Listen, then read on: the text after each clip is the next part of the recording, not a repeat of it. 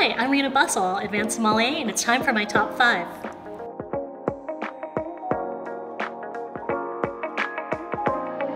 Today we'll be talking about my top 5 wine myths. There's a perception that if a rosé is dark, it's bad. Not true. These wines are actually made from Mourvedre, which is a thick-skinned grape that actually imparts almost a maroon hue to the wine. These wines are actually really highly sought after, and they're really food-friendly. There's a common misconception that all Riesling are sweet, and that's not the case at all.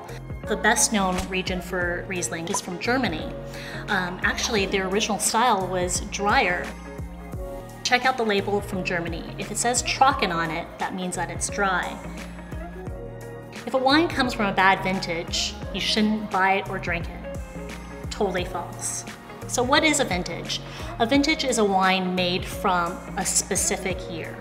In many years that are unfavorable, there are producers from, say, France and Italy that will actually declassify their grapes. This means that they take their grapes that were meant for their top shelf wine and they will blend that into the wines that are made for their entry level. So you'll actually maybe get some better wine in those particular years.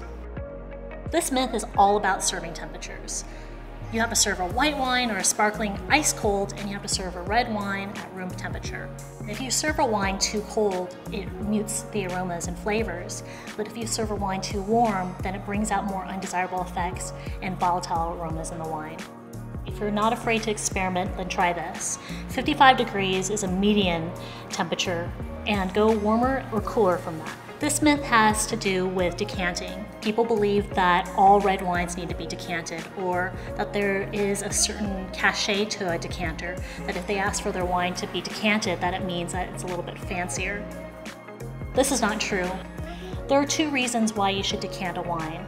Number 1 is for aeration. You open up the wine at a faster process by introducing oxygen to the wine through the decanter.